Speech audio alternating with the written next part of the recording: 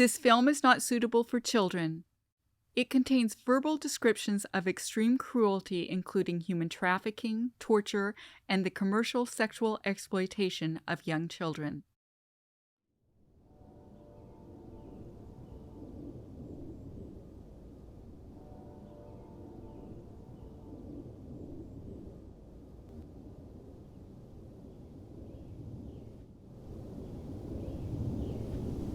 How could you do that to me?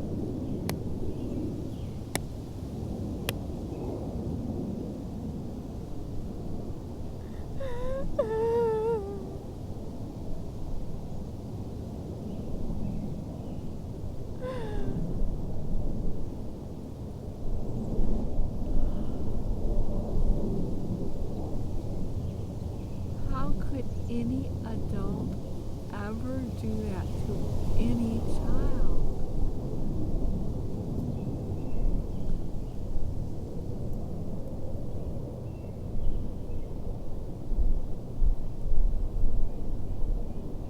I know you were abused as a child, but it's not an excuse. I was abused as a child, and I never abused a child.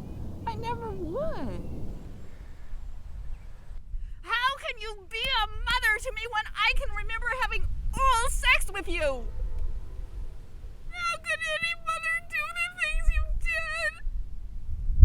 I want to have the kind of mother I am. I deserve to have the kind of mother I am.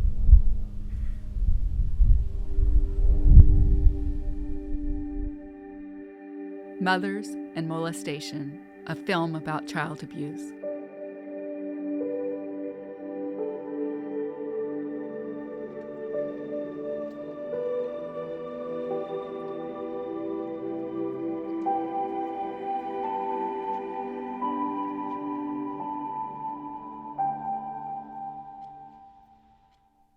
There are many protective mothers. Did you have a good mother? I had a great mom. She was an artist, and she always supported me in my own art. She came to all of my dance recitals, all of my band recitals, shows. Anything that I wanted to pursue, she supported it fully. Yesterday when I was at work, she just gave me a call and was like, hey, they gave me an extra pizza. Do you want one? And so I was just like, oh yeah, I'm on my lunch break right now. I gave her like a big hug because then I didn't really bring anything to eat to work that day. I had a great mother. She was pretty much my best friend. Not the best friend who lets you get away with everything, but the best friend who cares so much about you that I could go to her about anything. What's your relationship like with her now? The same. I talk to her every day. If we go a few days without talking, we think something's wrong with the other one. So literally we check in every day. That was the part that took the most for therapy, is because it wasn't even the sense that my mom would ever like physically or mentally abuse me, is that she let somebody else that she was with do that. I had made it aware to her that I wasn't comfortable being around my godfather, and she didn't do anything about it. There are mothers who do not protect their children. There are even mothers who are molesters. People want to pretend there's no such thing as a bad mother, so no one knows what to do about it when there is.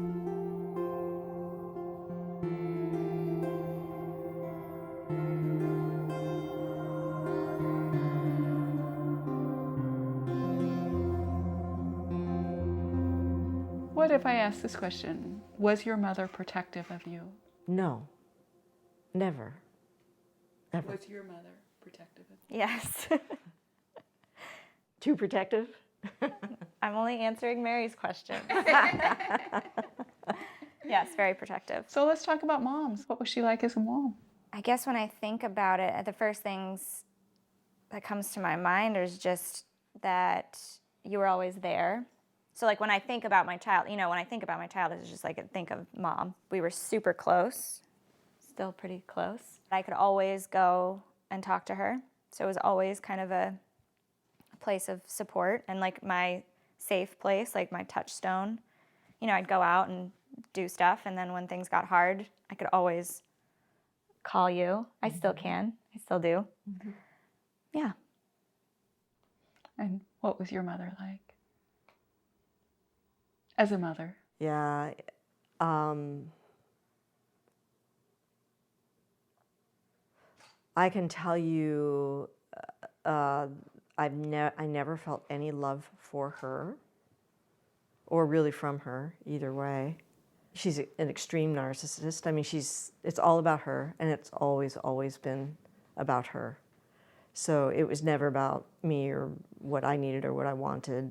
And, you know, she has a cruelty to her that is pretty unmatched. I mean, she's pretty horrible. And the thing that also supports that actually was your interview with my grandmother when she discounts child abuse, or she says it's like not a thing. We have to help each other and forgive and understand and have empathy and not carry grudges forever and ever. Generational, one generation after the other. Hates. He touched me. Oh my God, he touched me. And therefore he touched me and he's dead. He's dead. And I will So never even speak to him if there again. was the incestuous touch, you think the family should I don't know still what stay together? incestuous touch is. I Well, mean, intercourse, touch, if somebody you know. comes into your bedroom and forces himself on you, that's one thing. What if What if what? I had an uncle, my sister says, used to fondle her. Yeah, he'd hold a newspaper like this and he'd fondle her. Okay, he's dead. Don't ever speak to him again, he's dead. He made a terrible mistake. so even fondling, you think? Say, get out of here, Uncle Irving, leave me alone, and walk So away. you think the little kids should be responsible to do I that? think at a certain point, if it's uncomfortable, they should speak up for themselves and be responsible for themselves, not carry a grudge from century to But century. if there was sexual touch, do you think the family should still stay together? Of course. Even if there was Absolutely. Yes. I don't think sexual touch is the horror of all horrors. I don't think so. I think we make a big to-do about nothing. We know child abuse has a long-lasting impact. Adverse childhood experiences are traumatic events that happen between infancy and age 18. From 1995 to 1997, Kaiser Permanente and the Centers for Disease Control conducted the first adverse childhood experiences study. It followed over 17,000 Kaiser patients. Medical records were examined and participants were asked if, as a child, they had been abused, neglected, or exposed to a family dysfunction such as domestic violence, mental illness, or alcoholism.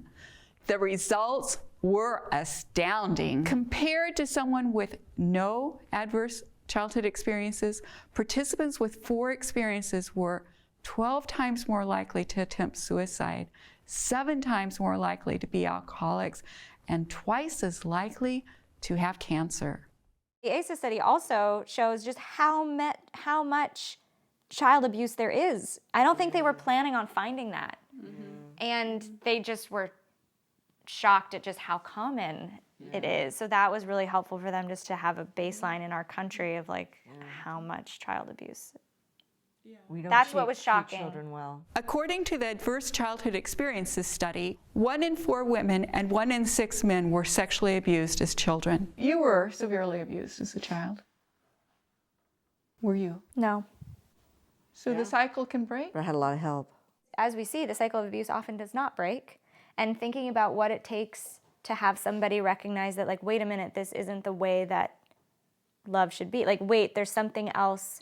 There's another way to do this. And some people have that inside of them, and like that wisdom, that call, I don't know what it is, that inner sense of this isn't right. And so to have somebody like my mom who has the strength to say, no, like this isn't, I'm gonna do the terrifying thing and get help and do something that I've never done before, that just blows my mind. It's amazing to me. Survivors that can do that. What does recovery mean to you? Well, first you take that because you're the You'll have a you're lot to doing say. more But recovery than I am. I think everybody finds their own way, and I don't think there's a right way or a wrong way. And I think that it's an illusion to think that we'll ever be fully recovered or cured or any of that. That's not reality. We're always, in my experience, dealing with some level of this. But we can continue to feel better in our lives. We continue to have rich lives. We can still have good relationships, meaningful relationships, meaningful careers. I mean, all of that is definitely possible. From my own experience, and then from both working as a chiropractor and a mental health provider, what I've noticed with people that have trauma is that experience has to go somewhere. So the people that tend to show it more, the symptoms are going to show up, whether they show up more psychologically and emotionally and behaviorally, or whether they show up more physically in terms of diseases and autoimmune diseases and so forth. It has to show up somewhere, or chronic pain that even doesn't have a diagnosis, that's right. So it's that, you know, so what I tell clients is the more you address, you know, that we have a lot of physical symptoms, the more they can tap into and are willing to look at some of the trauma, the emotional trauma, the less physical symptoms they tend to have, and vice versa. I think the one important piece is finding connection to other humans in some way. A therapist can be that person to help kind of facilitate that, but also more than that, like having actual natural supports, finding those people that believe you and can, because it's in relationship that we're wounded, and so through relationship we heal.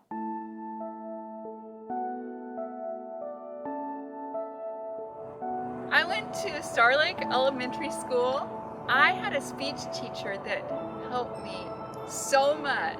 My speech therapy problems were severe, but the main way she helped me was by loving me. I had speech therapy in 1st grade, 2nd grade, and 3rd grade. And by 3rd grade, most of the other kids didn't need speech therapy. So it was just me and the speech therapist and one other child. Sometimes just me and her. She wore super old-fashioned shoes, and some of the kids teased about it, but it didn't matter because she loved me.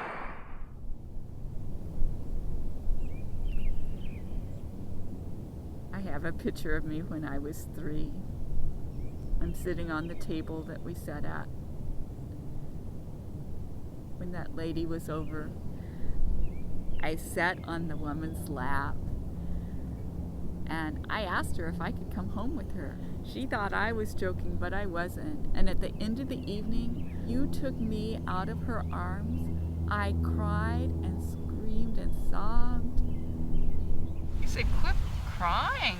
She's gonna think we're bad parents." I always have remembered how heartbroken I was.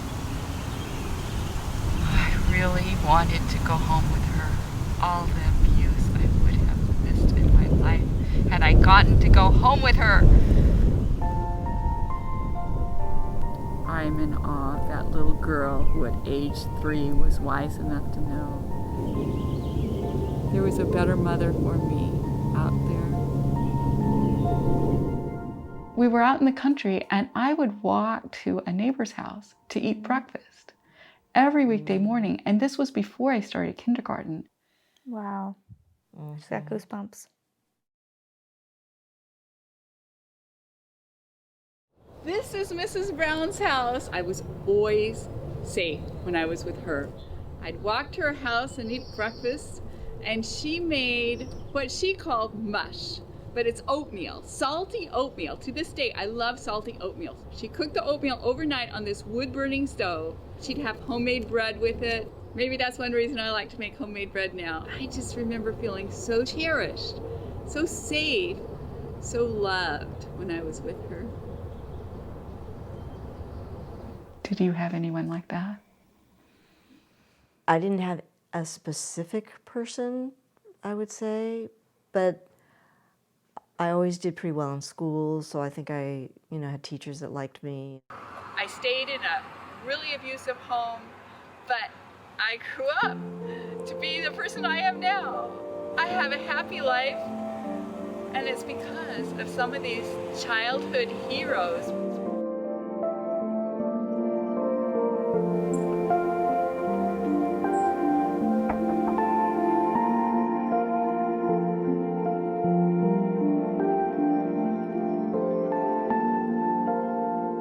Did you have some childhood heroes?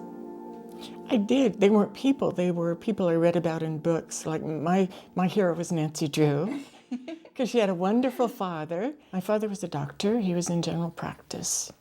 He was one, there weren't a lot of doctors in our town back then. He was just one of few doctors. Yeah, well respected. Well respected. My mother knew. That was awful to realize that she knew. Because the mother is the person who's supposed to take care of you, to keep you safe, and she didn't. Why did she do that, do you think?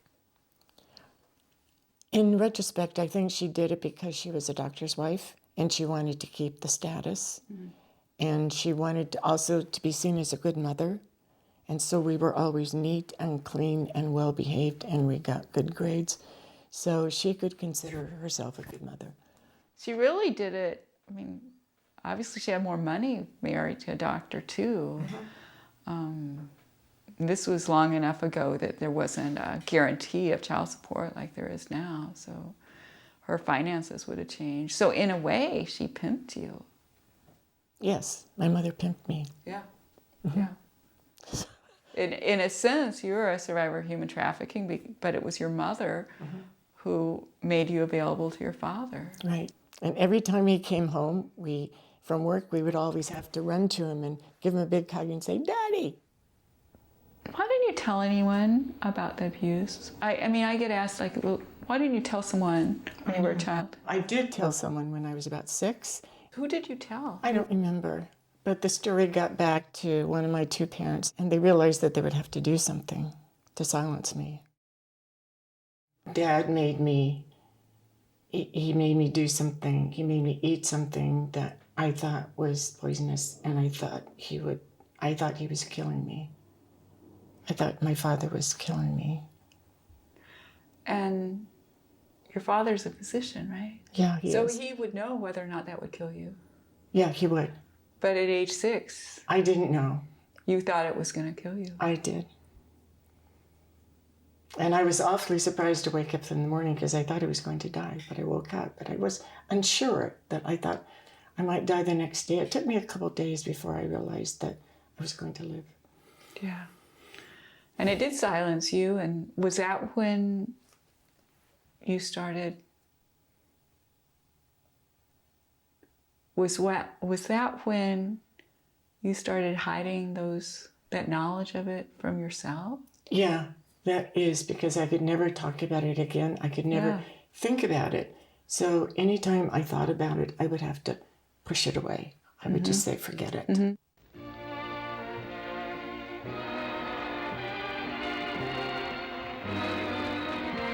I wrote a book, Miss America by Day, 11 years after a newspaper reporter in Denver learned that my father had come into my room from the time I was 5 until I was 18. It was a secret so traumatic that I had blocked it from myself. That's very difficult for people to understand, that you can repress 13 years of the nights of your life. But how could I remember? How could I get up and go to school every day and get A's and be in the choir and be on the ski team if I knew what I was going home to at night and there was no one to help me and there was no way to get out of there? I had to block it, which I did. And that's why you forget, that's why repressed memories happen. Because little kids are so vulnerable, they need their adult caregivers to survive. So in order to process that, in order to stay and not die, and not actually die, you forget, right? So you just kind of compartmentalize, and it's amazing that the human body can do that. It's brilliant. It's a survival mechanism. Yeah. The betrayal trauma theory was developed by Dr. Jennifer Fried, an author and memory researcher. When children are abused by their caregiver, they may dissociate and lose conscious knowledge of the abuse in order to maintain the needed relationship. Humans have a very well-developed attachment system. The attachment system works in both the infant and in the caregiver. We've got a reciprocal relationship in the sense that both the caregiver and the infant are giving each other reinforcement for this relationship, and the infant has to do that because this is an extremely resource-expensive relationship for the caregiver. So imagine that baby detecting some mistreatment and trying to respond in the way an empowered person would.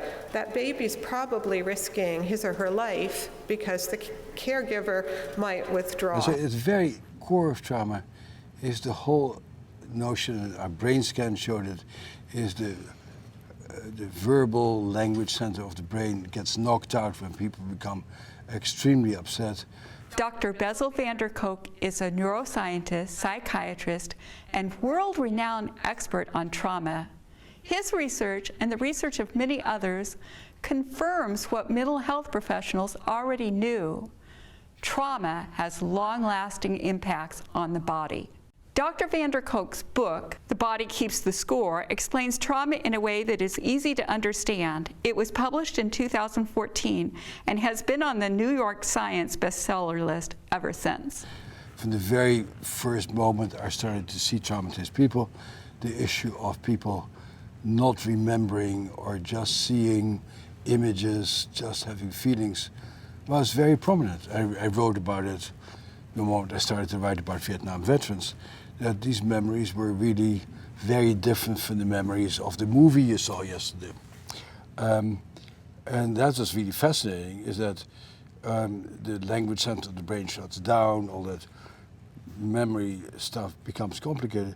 And that memory of trauma is different. And what became very clear is that if you're not allowed to talk about the trauma, or you're not allowed to help, for people to help to make sense out of being dumbfounded, or as Shakespeare says, struck with speechless terror, then the memory sort of goes away, but your body keeps reacting because your body knows. The research of Dr. Fried and Dr. van der Kolk resonate with me because I am a survivor of childhood trauma. I had the gift of delayed recall.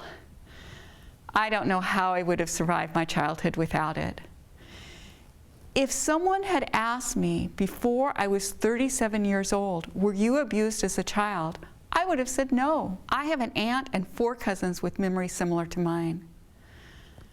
In 1993, my aunt told my parents that she had been molested as a child. My parents didn't believe her. They said, "We just won't see her anymore. We think she's crazy." I was shocked about the abuse, of course, but also about the way my parents treated my aunt. They had always been so close to her. I went to see my aunt. She told me that the abuse went back to my great-great-grandparents. She didn't tell me I had been molested, but soon my own memories surfaced. I remembered family gatherings where there were multiple child victims. When I remembered being abused at the same time as a cousin, I'd call that cousin. My cousins always confirmed my memories. So my memories as they came up, and I was in diapers, and I'm pretty sure I was out of diapers by 2, knowing the situation. So I was in diapers, and so yes, the memories, when my memory surfaced, it was all through sort of visceral sensory experience. And then as soon as I started to be able to, and I couldn't speak, but that even happened in later memories. Part of my speech was inhibited, and we know that happens when people experience traumatic memory. So I would typically get more of a visual and a sensory memory, and then I would have to kind of find the language after the fact to be able to define it. So this part of the brain that's involved in just keeping your body alive gets very messed up. So almost every traumatized person has trouble. Some trouble with food, right. Some trouble with sleeping, right. Oftentimes trouble with pooping. So the very elementary foundation of what makes your body function tends to be affected. Psychologists tend to ignore that because that's sort of what mothers of little babies pay attention to, but no mature people pay attention to. But that's where it starts being played out. And so we need to address that. And then the next part of your brain is involved in creating a map of the world. And so as your brain forms, you don't know anything about what's going out there, and that part of the brain, which we call the limbic system, you can call it any number of things, creates a map of what's going on out there and how I do react to. And it tells you what is safe, what's dangerous, who am I in relationship to my surroundings, where do I go to get the good stuff, what do I avoid to get the bad stuff. And so that is a hardwired map of your brain. Your early experiences determine that map of your brain. So if people beat you up and tell you that you're a rotten kid, that map of the world is, I'm a rotten person, I'm a terrible person, and the world is an unsafe place. Extremely difficult to change. Did it include torture? Yes, it included very severe physical and emotional trauma. Mm-hmm. Is it possible you were victimized in human trafficking? Is it possible that... I don't recall that specifically. I just remember, you know, other people that were involved. So it wasn't just my parents, but I could say that there were other people involved. Who sexually abused you? But it wasn't just sexual abuse. It was a lot more complicated than that. There was a lot of other stuff that happened too that was very traumatic, physically traumatic as well. Mm-hmm. Human trafficking does not necessarily involve transporting a victim. I was trafficked at my own home. When I was a little girl, we lived way out in the country. One night, close to the trees in front of our house, I was sold to 5 or 6 men, one after the other. My parents were my pimps, which means it was familial sex trafficking. In familial trafficking, the victims are controlled by family members who allow them to be exploited in exchange for something of value. Something of value is not always money. I met another survivor who is now a district judge. Judge Robert Lung was exploited by his father in exchange for access to other young victims. His father was a highly successful medical doctor who already had plenty of money. There are many survivors of extreme child abuse who don't know whether they were trafficked. They didn't see something of value exchange hands, but I did. I saw my mother take the money from the men. I couldn't imagine how that could have been for you. Thank you. Yeah, it's hard to imagine a mother doing that to their child. I mean, moms, you think about them, they're supposed to protect the kids no matter what. So putting them in situations like that, it's something you don't even want to have to think about. I can't even imagine, like, my mom doing something like that. It just makes me sick to think about it. I've never even heard of a woman pimp.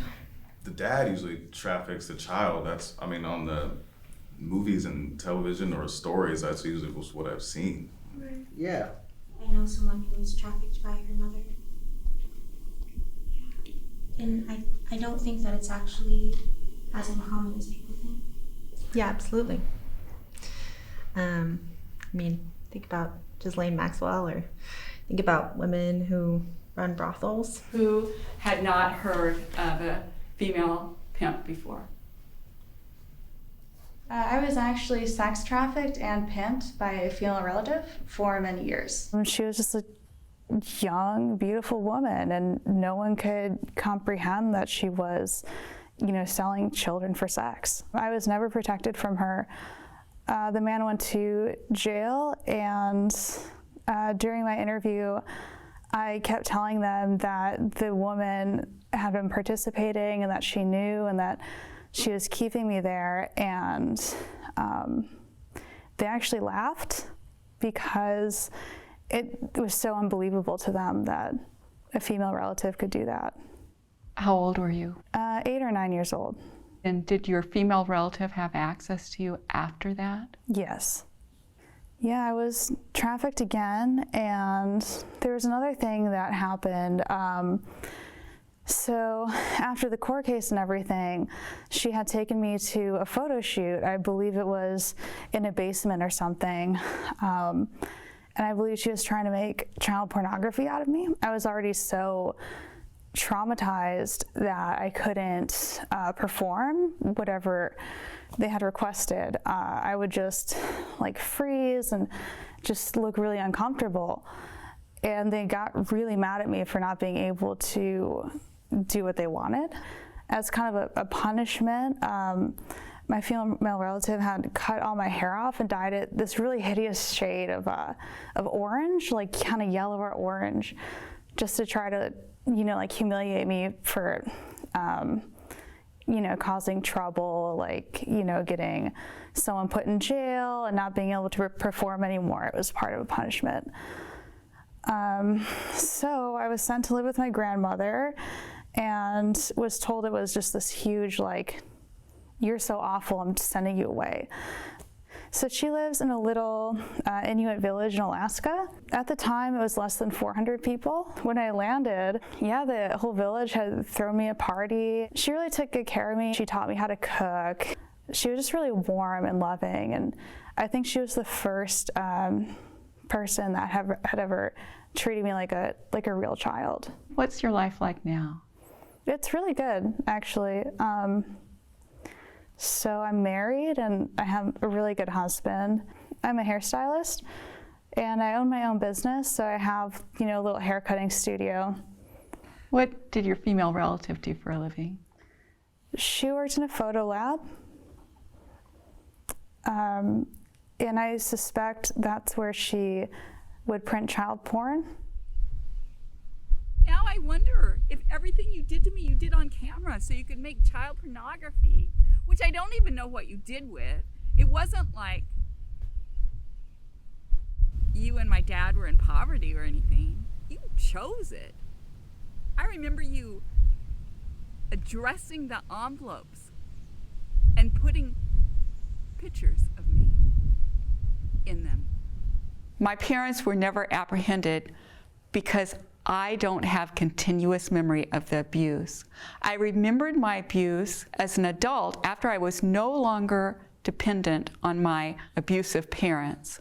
My memories are called recovered memories. I have 5 relatives who can confirm my memories, but their memories are recovered memories also. None of us have continuous memories of the abuse. I couldn't turn my parents into the police or even sue them in civil court because the courts wouldn't accept testimony based on recovered memories alone. If recovered memories are not accepted in court, all an abuser has to do is traumatize a child so severely that that child can't possibly remember the abuse. Laws concerning recovered memories need to change, and statutes of limitations need to be lifted so that, as an adult, survivors can say, I remember my abuse. I don't want the perpetrator to hurt another child. I demand justice. You demanded justice. I did. Yeah. And the law that allowed you to... was passed in 1988 in Washington State. It extended the statute of limitations so that after I recalled, I had another 3 years. And it was very, very hard to do because I knew I would get some negative comments from the neighborhood and from family, but I didn't so much as I expected. 22 state legislatures changed the statute of limitations so that you can, not from the time that the abuse occurred, but from the time the memory came back. Mm-hmm. Well, bullshit memories that come back like that. I won the lawsuit, yeah. So the judge believed you? Right, the judge believed me. And the case was corroborated, so. So how was your case corroborated? Well, I had a sister who always remembered, and I had a father who said it's not sexual abuse if a father makes his daughter touch his penis. Well, actually it is, it's a crime. Yeah, and he said that in a deposition. Yeah, he did, yeah. The judge read something that your mother wrote. She wrote a letter to my sister. The letter indicated that she knew her husband molested her kids, that she knew. Lynn Crook is a survivor who successfully sued her parents in civil court.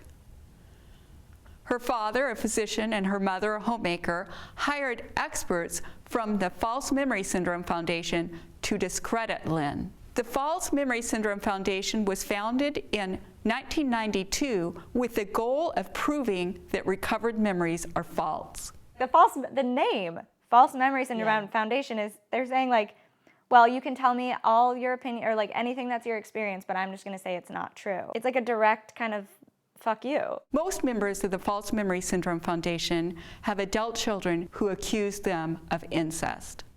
So you've done a lot of research on the False Memory Syndrome Foundation. I have, yeah. I've written 2 articles now, the book's coming out. I presented publicly in New York, so yeah, I'm doing a lot of work on this. According to the Adverse Childhood Experiences study, 1 in 4 women and 1 in 6 men were sexually abused as children. It really proves there's a lot of child abuse and that child abuse affects survivors long term. How does False Memory Syndrome Foundation deal with that? Well, in their 1998 newsletter, they called it sloppy science. No, they're not people who have a real serious take in the science of what's going on here. They're an advocacy group for people who, for reasons of their own, and you figure out what it is, need to deny that incest is real. In 2014, I started making my first personal documentary in an effort to determine the validity of my recovered memories. I am now completely confident my memories are true. This is partly because I had the courage to sit across from people who didn't believe me. Several of my interviews were with leaders of the False Memory Syndrome Foundation. Dr. Lauren Pancras, a psychologist, was on the FMSF board.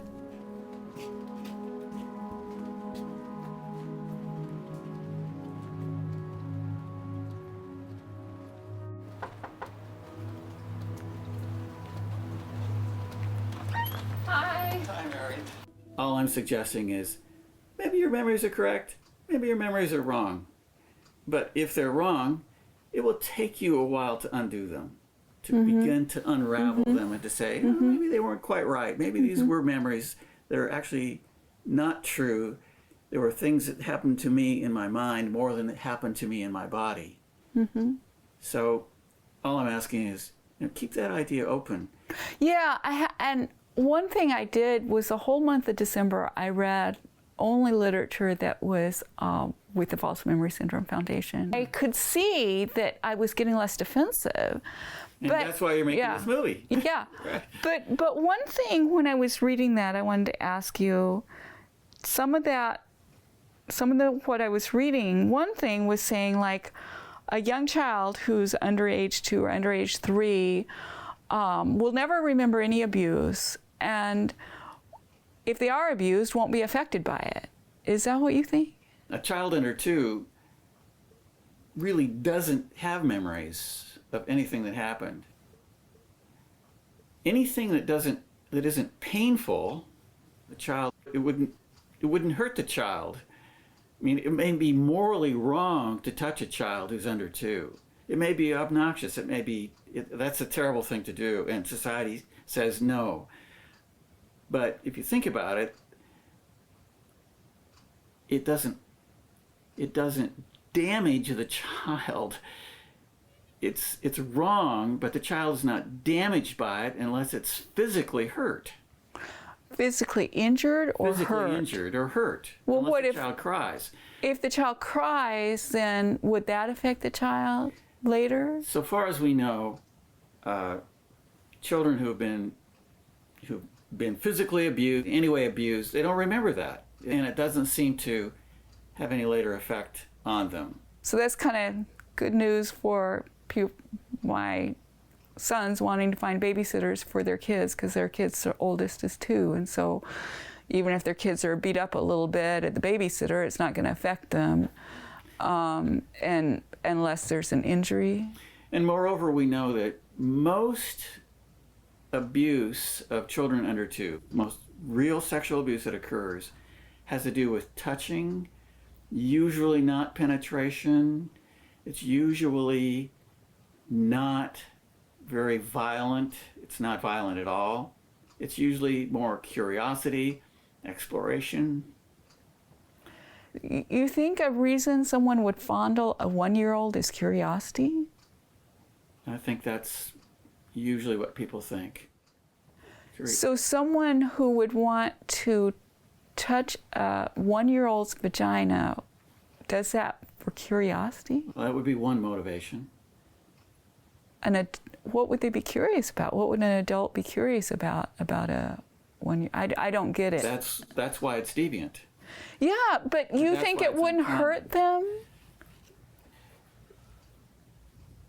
Stroking the vagina of a 2-year-old child, an unrelated male stroking a child for curiosity for any other reason. For sexual reasons, For sexual and having an orgasm when the child's there would not affect the child. That child wouldn't remember that. For example, if a 2-year-old child saw their parents murdered, they wouldn't remember that. That would be a terrible thing to observe for a 2-year-old child, but they wouldn't remember it, and therefore wouldn't be affected by it. That's what I believe. Because first of all, they don't know murder is wrong. They don't know. They can't determine right and wrong when you're 2 years old. The mind has to be developed. You have to have language to be able to understand things. Language is very important in understanding. But does that mean that you could really abuse a 1 or 2-year-old? And they wouldn't even probably know it. Since the beginning of time, good mothers have known the younger the child, the more gentle you need to be. Most clinicians believe that the abuse of a young child is at least as damaging as the abuse of a child of another age. I traveled to Salt Lake City to attend a conference about the Adverse Childhood Experiences study. There I met Dr. Susie Wyatt, a respected child psychiatrist. I was told that no matter how much a child under the age of 3 is abused, it won't affect him because he won't remember. Wow. I have to say I'm aghast hearing that. Do we have specific proof about memory for any of us, even good memory? No, we don't have any specific proof. What the concern is if perpetrators hear people say doesn't necessarily hurt the kid, there'll be more perpetrators using that as an excuse. There's something called non-declarative memory, and non-declarative memory is the memory we don't have words for. But at a deep, rudimentary, guttural level, we have memory. And I would put forth that it's those people who have been so traumatized, have been so emotionally damaged at a young age, who are at the most risk for having the long-term outcomes with the ACEs studies. The Adverse Childhood Experiences study is sometimes referred to as the ACEs study. I have worked actually with a number of people who have sustained very, very significant abuse histories. My clinical expertise is in child psychiatry, general psychiatry, and also addiction medicine. When my residents rotate through their rotation on addiction medicine for adolescents, I tell them this is not an addiction rotation, really. This is a rotation to learn about trauma. You have to know trauma to know addiction, because if you think about it, if you break it down to basic principles, who seeks out something to numb out? It's people who don't want to have a memory of something. And trauma is so primed for addiction.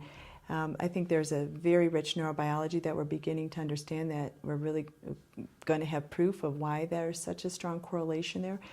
But I'm not saying every single person who's an addict of one sort or another has trauma, but the correlation is exceptionally high.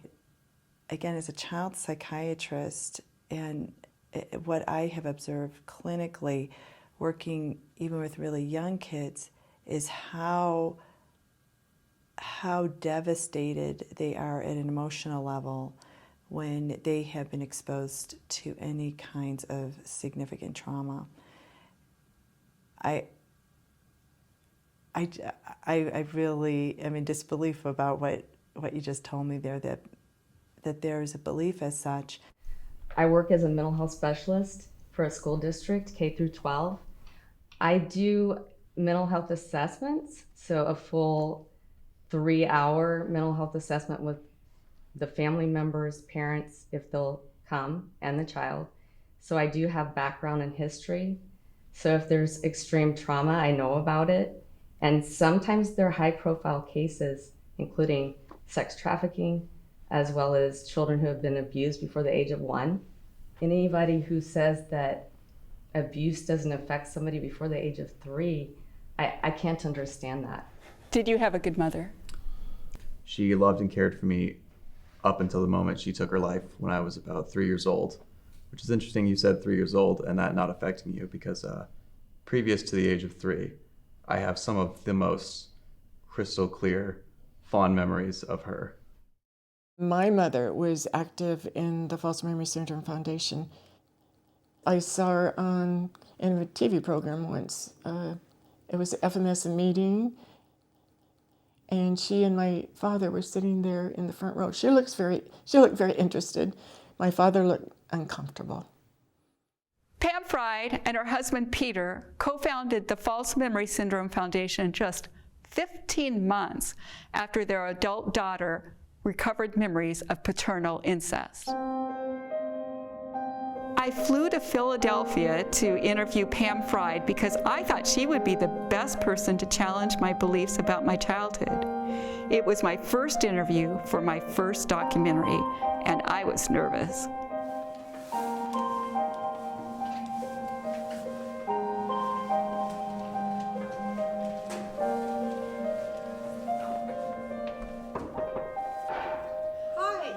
Well, something's gotten you questioning, and you really are delving very carefully. I think that's and I admirable. appreciate. Oh, thank you. I just was really surprised. I pick up the phone and call, and you answer your phone. I'm like, "Can I come?" And you're like, "That's okay." And I mean, it's the name I've always associated with, False Memory Syndrome Foundation. When I decided to do the film Am I Crazy, I decided to really, truly, honestly explore, could my memories not be true? And as you know, I mean, I've had them, it's been 20 or 21 years since I remembered. So, but I wanted to talk to the best people about it, and I thought, yeah, that's you, and then whoever you recommend. Supposing you find out or come to the conclusion that it's probable, or certainly possible, that your memories are false. In fact, you might already be at the point where you say it's possible, since that's why you're searching. But would you then be willing to show your documentary in the search? Oh, absolutely. Well, you're pretty strong and you're very open. Many people, when they make a decision that their memories probably were false, lose a lot of self-confidence. They tell us that they feel kind of silly that they had these beliefs in the first place. Oh, yeah, I could see how it could be real embarrassing. And that's why, embarrassing, that's the word. But I just think there's more to life than, I'm unwilling to live my life based on being embarrassed. So you're open to that. You really are open to that possibility. Absolutely. I have another question. Yes. Your aunt seems to have been influential in your life. She seems to have played a really strong role in your belief. No, I just didn't know her.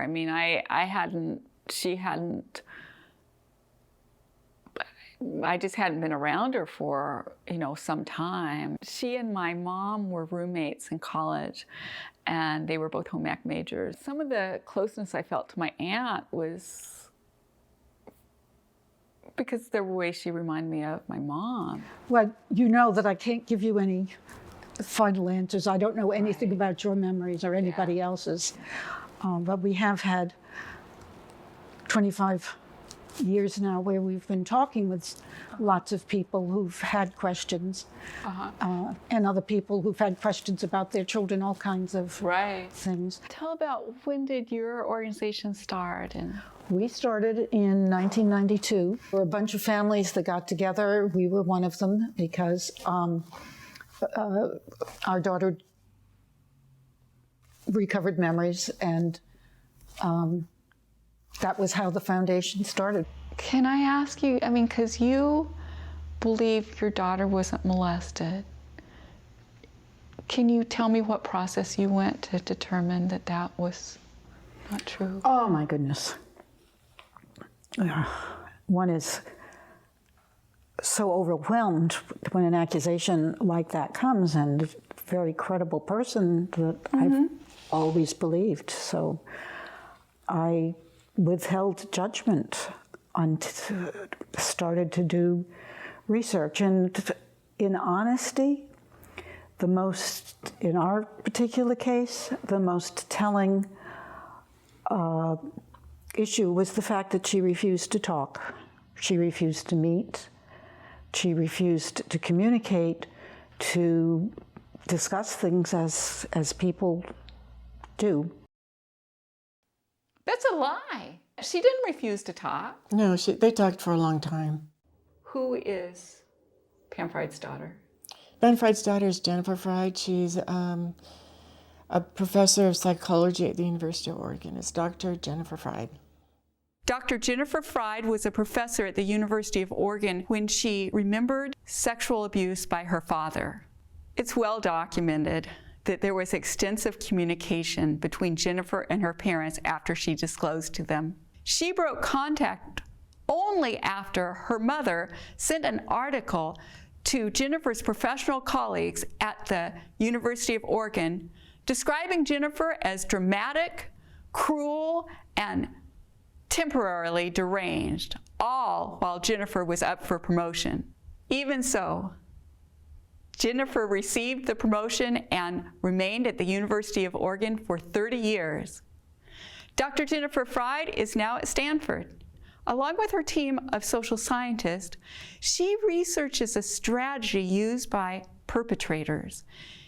It is known by the acronym DARVO, which stands for Deny, Attack, and Reverse Victim and Offender. In DARVO, what happens is there's an aggressive denial followed with an attack on the credibility of the person making the claim. It might take the form of questioning their mental abilities or their motivations, saying you're a liar or you're crazy. And then reverse victim and offender is when the person who's being held accountable assumes the victim role and says, I'm the victim here.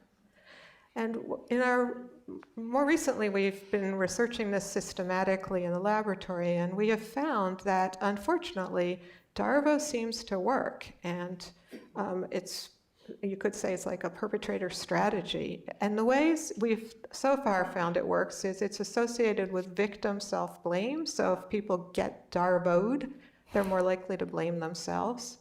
And it's also associated with third-party judgments. So third parties who are exposed to DARVO responses versus non-DARVO responses are more likely to doubt the victim and assume the perpetrator must have some basis for making the claims. The good news is preliminary research in our lab also suggests that education about DARVO helps mitigate a bit, that people who learn about DARVO are less likely to stop believing the victim. Dr. Jennifer Fried's sister has disclosed childhood sexual abuse by their father.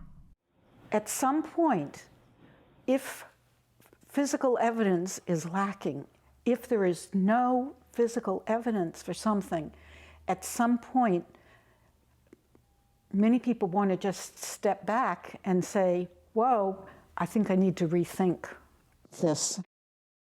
It's interesting to me. You listen to the False Memory Foundation as if they were the authority. And that's sort of the odd thing that victims sometimes do. They go to people who are highly suspect to get their approval. It's like kids who go to their abusive parents. Well, thank you so much. You've been so generous in so many ways. Well, thank you for making the trip. Thank you for being open to questioning. So, thank you. I hope we meet again. Thank but I know you. we'll be in touch. thank you so Because we much. have- Thank you for your help. I really appreciate it. I really, really do. Thank you. Thank you. You know, it's kind of like, I can't see my mom, so anyway, thank you. I just needed to go back and see my mama again, and that's what it represented to me.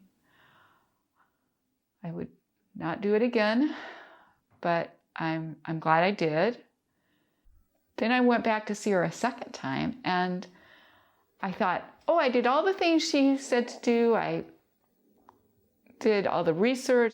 So I went back like, okay, I've done this all now, and it felt like she had no more use for me.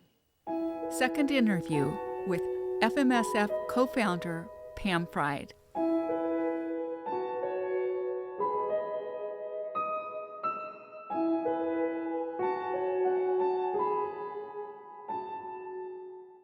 It sounds to me like you're quite convinced, and I don't know why you're continuing.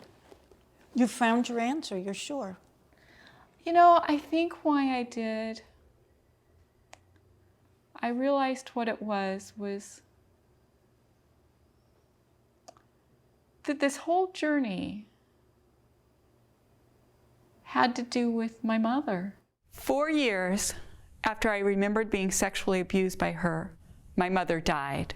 7 years after her death, I started imagining her as a little girl angel. I wrote a short story. In it, everyone goes to heaven, but your age depends on your spiritual maturity, which is why my mother was so young. She was not mature. I was able to visualize my mother looking down on me, recognizing how much she had hurt me, and sobbing. This was a way I used art to help me heal. On an unconscious level, I knew that this fictional story was not going to provide me the restoration I needed. I made desperate attempts to find a mother. If I'm honest with myself, I must admit I had an irrational hope that I could convince Pam Fried my memories are true. Then she would believe her own daughter and dismantle her harmful organization. Why did FMSF start? It was in response to all the lawsuits that were coming up. People were suing their parents, and they needed a defense. They found it, false memories.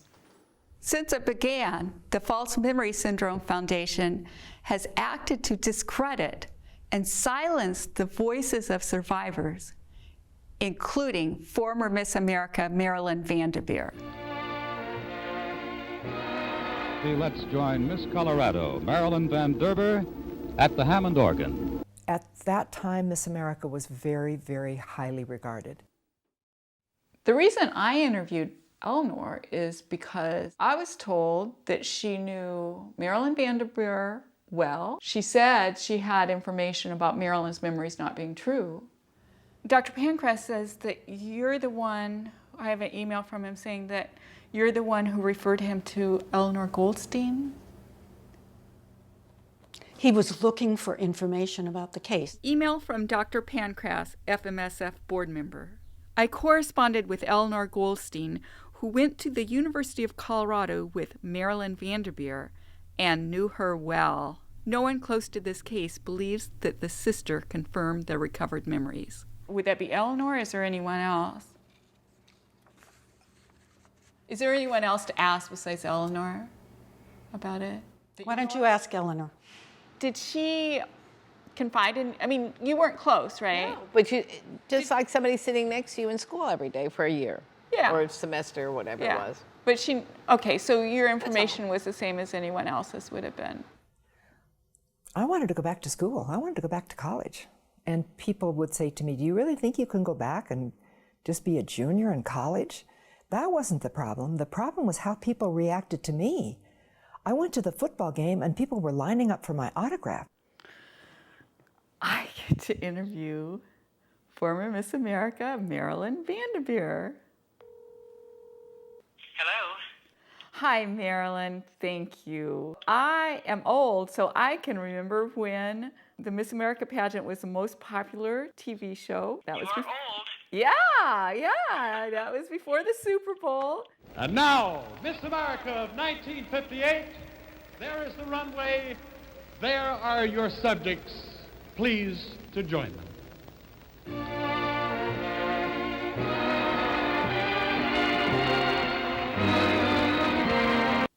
Did you know Eleanor Goldstein in college? I did not know Eleanor Goldstein in college. So you don't really know anything about her memory? Absolutely not. Marilyn has a... What's your evidence that the sister always remembered? Newspaper what is your reporters. evidence of Yeah, of the newspaper case? reporters who have interviewed her. She's been interviewed multiple times. Her sister has been interviewed multiple times. Do you have corroboration? I do. As soon as my memories came up, I was 24. One of the first things I did was to get on planes and go talk to my sisters. My eldest sister, Gwen, who lived in Kansas City, when she knew what I was going to say, she just turned ghost white, and she said, I thought I was the only one. I never should have left you. It's my fault. That would be corroborated case. If you say so, I'll take your word for it. I'm quite hesitant because in my working with children, I have had children who were abused in class, and to have an honest student who experienced what Marilyn claimed that she had experienced night after night, and to still be so successful in school is difficult, but maybe she did. Think any honor students are incest survivors? Yes, but not night after night. You think the only honor students are incest survivors who are only incest survivors? I don't want to try to talk about this anymore since I wasn't there, and by and large, I don't know whether somebody experienced things or not. If I have read or have reason to believe that there's an alternative explanation, then I tend to go in that direction. Your daughter Jennifer has said publicly that about the new dancing in front of your husband, she and another little girl, and I think last time I was here you were saying it was when she was about 9 or so. Mm-hmm. Do you think your husband has sexual feelings toward her? No. Why? He's somebody that I've lived with for ever so many years. I knew him growing up. I never saw any indication. But even the new dancing, I mean... He didn't ask to have that. That was something that they decided to do. He didn't want them to feel traumatized by coming down too hard on them. But just to say, you know, go into your room, or, I mean, did you talk to her about it later when you knew that had happened? I didn't even know about it for quite a while. Oh, he didn't tell you for a while after that? Well, I was working. The False Memory Syndrome Foundation closed its doors in 2019. Well, they should. Have you met Dr. Jennifer Fried? Yes, I have. It was just an honor to be in her presence. She's completely credible and brilliant. She has been at the forefront. Right, and she was forced to be in the forefront, which is so unfair. She was, as I was, both of us. When the newspaper reporter came forward with the story, I called my sister Gwen in San Francisco and I said, if you want to go public with this, do it in California, because we're never going to get off the front pages in Denver. The next morning, the third day, it was on the front page of the paper again with my sister's story and my picture. I waited until our daughter awakened. She had just come home from her sophomore year in college. She woke up and I said to Larry and Jennifer, I have to get out of here. I have to go. So we put on our sweats and we went to the high school track. We were jogging around the track and the woman with her 2 dogs came. We always said hello. She stopped me. And she said, Marilyn, we're so proud of what you're doing. And I'm so grateful. Your sister came forward this morning. I had been upset about that. And I said, really, why? And she said, because yesterday, on our most popular radio talk show, people were calling in and saying, why should we believe her? Now that your sister has come forward, they will have to believe you. I was stunned. I looked at her and I said, if people are not going to believe 53-year-old me, then who is going to believe a child? What's the importance of the mother's reaction? In our midlife, we need to go back and heal the past. And I was 48 when I went to talk to my mother, and I was just sobbing uncontrollably. And when she finally knew what I was saying, and my father had been dead for a year, she said, I don't believe you. It's in your fantasy. And I thought, if my mother won't believe me when I'm 48, I certainly knew as a child she would never have stood up. Never. She won't even stand up for me now with my father dead. I needed my mother. I needed my mother at age 48 to say, I am so sorry. To her death at age 88. She just did not choose that path. Did your mother know? Yes. I was older than 10 because it was in our new house. My mother always dressed elegantly for bed, and she wore shoes that are called mules. They have a hard heel.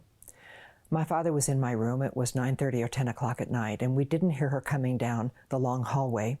But when she started down the linoleum steps, I had the maid's quarters, and there were 3 linoleum steps. First, she very slowly went down on the first step, and then very slowly the second step. Everything stopped, and then the third step.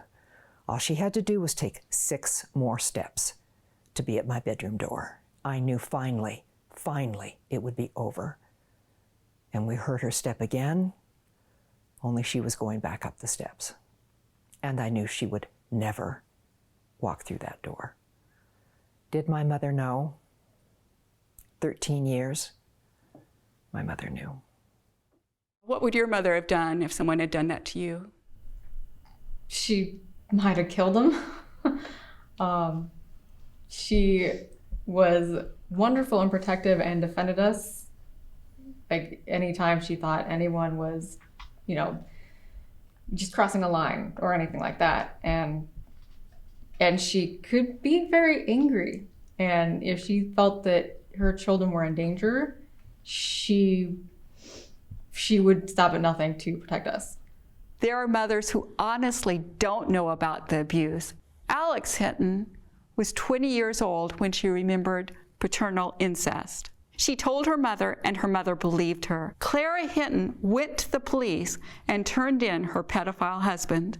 Did you know your husband was abusing children? I did not know. He gave no clues. I mean, nothing of the sort. He was respectful. He was even what you would call somewhat backward, in that he was never, he never told dirty jokes. He never teased in that way. He never did anything, that would even hint towards anything that was sexual, especially with children. Not at all. That's the way my father was, and Lynn is saying that's the way your father was, huh? Yeah, okay. Yep. And then when your daughter Alex told you she had been sexually abused, did you believe her? Yes, totally, completely. I had a good relationship with Alex. We were always close, and I just saw no reason why she would say that if it wasn't true. Who turned your husband in? Jimmy and I went to the police. Our situation was that my dad was just such a highly skilled sexual offender that we had no idea, because he was so incredibly good at covering his tracks. If it had only been Alex and they were recovered memories, would he have been prosecuted for that? No. We were told by the detective. She said, I can't open an investigation based on Alex's testimony alone. Yeah. And she said, I can guarantee you that he's abusing victims right now. At the time he was babysitting very young children and having sleepovers at his apartment. And, the detective said, that's enough for me to call him in for questioning. The detective called me up and she said, your dad just left the police station, and she said, it is really bad. She said, I've been doing this for many years. And she said, this is one of the worst cases, if not the worst case that I've ever had. And as soon as I hung up, my dad called. And my heart, I mean, it just sank. And I thought, oh man, because I knew he was going to call to confide in me, because him and I were really close. I've always had a very close relationship with him. He said, oh, by the way, just so that you know what you're dealing with when I do go to jail, here are the names of my victims. And he just started rattling off. I mean, just like I'm talking to you right now. That he wasn't crying. He wasn't saying, my God, what have I done? It was just, oh, by the way, so that you know what you're dealing with when I go to prison, here are the names of my victims. And then after he rattled off the names, he said, I got to tell you. He said, I'm really thankful that I got caught. And you should be too, because Eden was going to be my next victim. And my heart, I mean, absolutely sank. And I knew, based on what the detective had told me, that his age of preference when he began the abuse was age 3. And my daughter was 15 months old at the time of his arrest. Eden Hinton is 11 years old now. She has never been abused.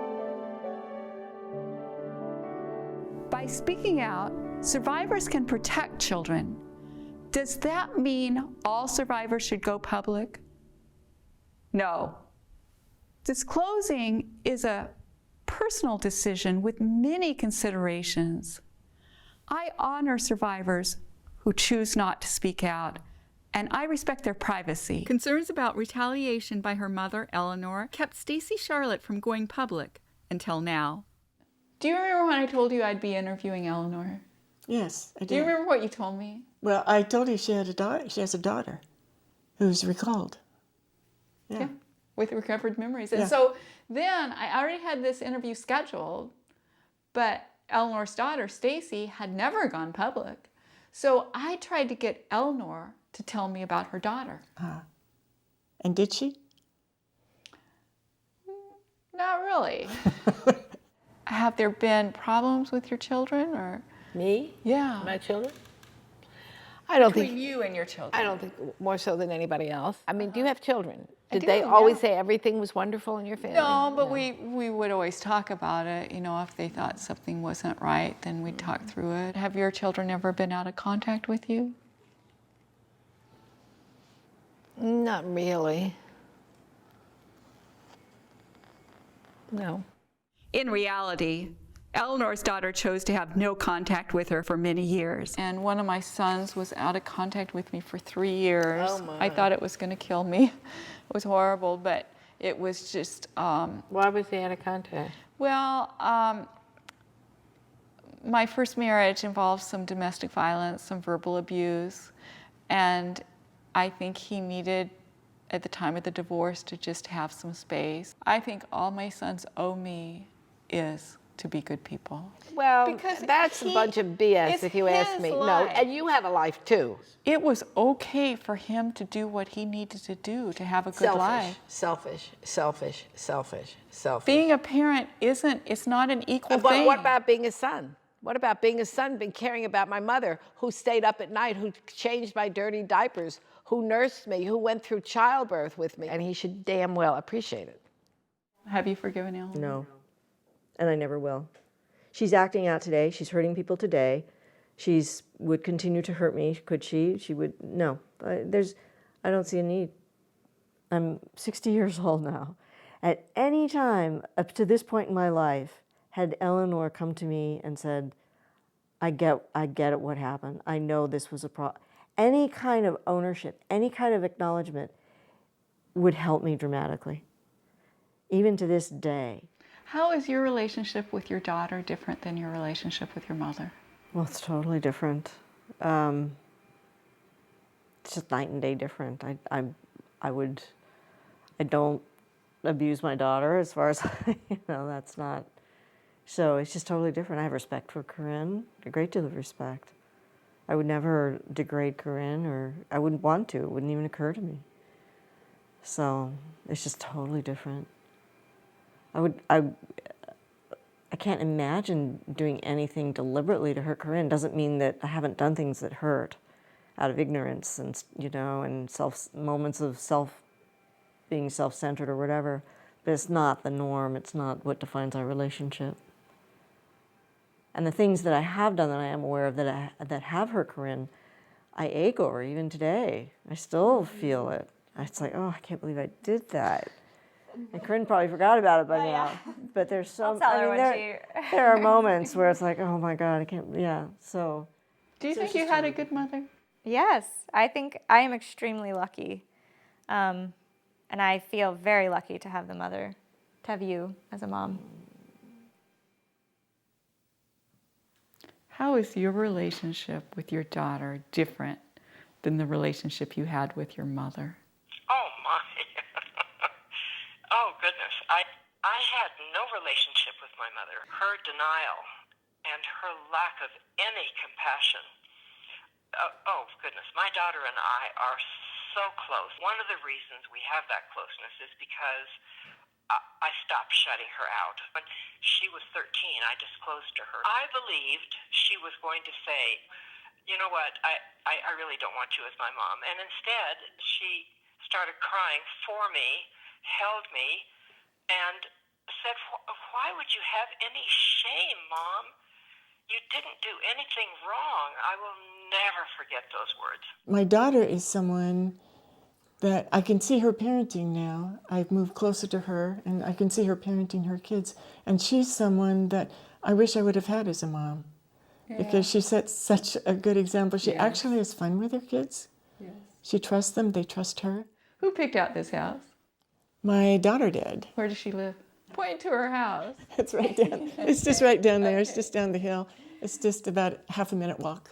How many grandkids do you have? I have 7 grandkids. And you love them so much. Yes, of course, yes. Yeah. I've seen you with your grandkids,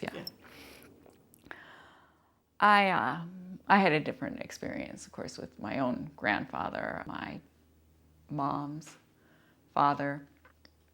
I really felt like he loved me. And I really, even as a very young child, had the sense that my parents didn't. So when he would come to visit, those were like really special times. It's hard to get over being Daddy's little girl, or Grandpa's little girl, or someone's little girl, even if it's hard because you feel so special. Yeah, and that kind of feeling special meant a lot more to my mom than having a normal relationship with me. When he would come, many times, enough times that it didn't seem unusual to me. When my dad would be at work, my mom would sit me down at the dining table and give me chocolate chip cookie dough to eat so I wouldn't disturb my mother and her father. My mother and her father would go into the master bedroom and have sex. When I disclose molestation by my mother, people often ask, do you think she might have been abused as a child too? I know for a fact she was. And what started in childhood never ended. You would never have chosen to get counseling no matter what was offered to you because you wanted to stay your daddy's little girl. He'd come up from Texas in his fancy car with air conditioning. No one up here had ever seen air conditioning in a car. He loved attention. You could tell I needed attention. And you felt special when he came because you and him would go into your bedroom and have sex. My dad at work and you having sex with your father. And then when your dad, when he brought me in, you weren't protective of me. You were jealous of me. You were jealous.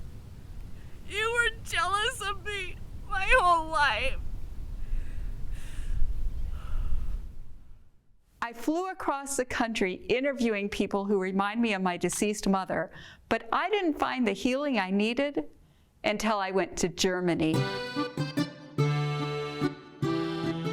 I was asked to show my first documentary in Leipzig, Germany. While there, I met Dr. Ralph Voigt, a psychologist. Hello, I'm glad you're joining us. He and his wife Irina developed the protocol and designed the equipment for a unique style of body-oriented psychotherapy. Other therapeutic concepts go by the brain. Body-oriented work is for the childlike parts more important than working with the brain, working by talking. You know? Yes. And they need real experiences, real. Only when it is real, they get it. Look for a symbol for the small Mary. For that small Mary, you do the job today. This chair is for the small Mary. You are the big adult. Please say some empathic words. I'm here to make sure your mother doesn't hurt you anymore. We have here symbols, and you should look for special dangerous person you had in your life. Yeah? You suffer from them until today. You should look for symbols and put them here in the ground. This is the perpetrator corner. And you look what symbol or around, also some shares, whatever you like. But for each person, what is very important, you look for a symbol. The mother and the father is leaning on her back. Or else he's preventing her from moving. I'm not sure if this is my father or her father. Please decide either. My maternal grandfather was named What was the name? Yes. Bub Park. Bub Park. Yeah. Oh, you hurt me. You hurt my mother. You didn't let her grow up. And Oh, more. You have it. Power. Yes. Yes. No, you accuse them. Yes. Mary Ann Ramsey, Yes. you were never, ever as grown up Mm-hmm. as I've been for a long time. Yes. I don't need you as a mother. So, Big Mary, what do you think in the moment? For today, it was a big job. Yes. And you stop now? Yes. And that, okay. You go back to the small Mary and say what you feel. I didn't realize how much anger I would get out today. I'm Yes. glad I got it out of my body. Yes. And you showed some feelings of revenge, whatever. Yes, That's I'm what's glad. necessary to the perpetrators. Yes, I got some of the anger out of my body, which leaves room for the joy that we should have. Maybe sometimes you have to repeat something of that settings, but you know now the way, and it is like it is. But in the moment you both did a big job. Now we come to the third part. You need a real support with a mother-like body. I think you had This one. your favorite. You like this? Yes. Again, okay.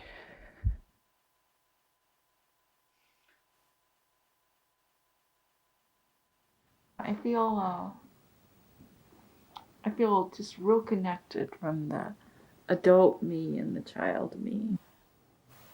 Now, when I say mama, it will be my internal. Your internal, Right, my yes, your own internal mother. And this is a real solution.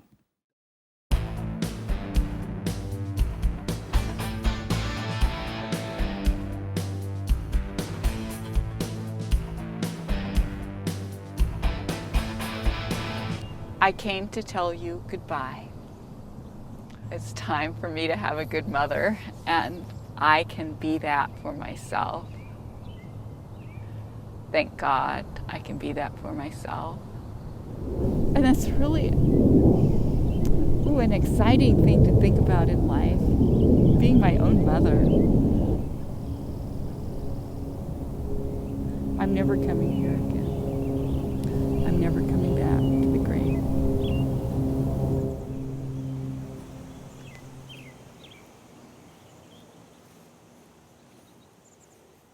Every survivor of abuse needs to find their own path to recovery. I didn't have a good mother, so what did I do? I became the mother I'd always needed. Could I have done that had I never experienced love as a child? I don't think so. My childhood heroes couldn't rescue me, but they saved my life so that I could grow up and rescue myself. Did you ever feel completely cherished as a child? If so, I want you to take a moment right now and think about that feeling. Close your eyes if you'd like. Know that you deserve to be loved, especially if you are one of the 1 in 4 women or 1 in 6 men who were sexually abused as a child. After you've taken some time to heal, consider being a hero to a child. There's lots of ways to do that. I am a sponsor for a number of Alateens. I'm a recovering drug addict and alcoholic.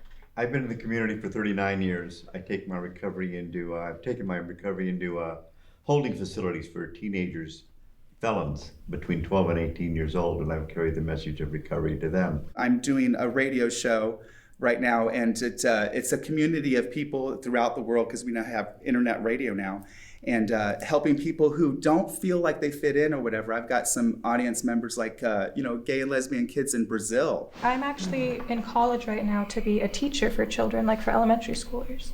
I also want to be a teacher so I can be a safe place for kids that are having a hard time at home. I'm in the application process of becoming a child abuse special advocate, and I'd be advocating for foster children. I was abused throughout my childhood in the state of Washington. My husband and I are now licensed by the state of Washington as foster parents. I am having fun being a foster mom. Even if you can't rescue a child, you can save that child's life.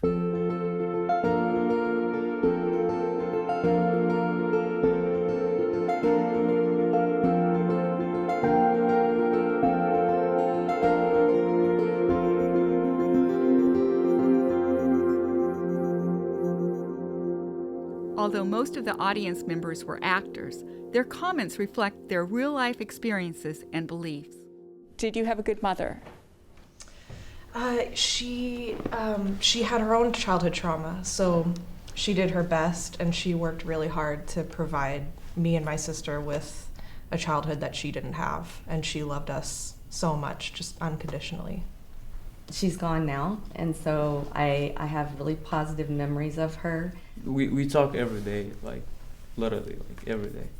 She worked really hard. She was a working mom, so she tried her best to make sure that all our needs were taken care of. She was disabled, but she was still an amazing mom. I had a really great mom. Both my mom and my dad, my parents were very good role models. Like, I'm a big advocate for anybody in need, especially like children. Like, I like to make sure that they have what they need at the schools, and I know that the schools can't afford to have a lot of the nice books, so I buy books in bulk and I donate them. It's not that I didn't have a good mother or a bad mother, it's just that she just wasn't there. So my mom used to work a lot and stuff, leave us home alone since we were little kids, and on the weekends she would party all the time. Did you have a childhood hero? I did. I was very fortunate enough to spend a lot of time with my 4 grandparents. I didn't have a dad, and my grandparents, they wanted my mom to have support, so they built a new house just for us to live with them. Growing up, my dad wasn't really around all the time. I only really got to see him in the summers. So I always looked up to my oldest brother, Trey. He was about like 14 years older than me. And he was always there, taught me how to drive and He always took me camping. For information about becoming a foster parent, contact the National Foster Parent Association. Do I have to own a house in order to be a foster parent? Because I live in an apartment. Oh, that's fine. I know a foster parent who lives in a 2-bedroom apartment, and she actually has 2 boys about the same age, not from the same family, and they share a room, and then she has her bedroom. So that would work perfectly well. Do children in foster care ever go back to their original parents? The goal of foster care is for the children to go back to their biological parents. Sometimes that's not possible. Black children are overrepresented in the foster care system. Many are adoptable. My wife and I, we have 2 daughters, and we've been talking about possibly adopting a boy, you know, because it's a little lopsided in the house right now, and we would like to help the world and get a boy.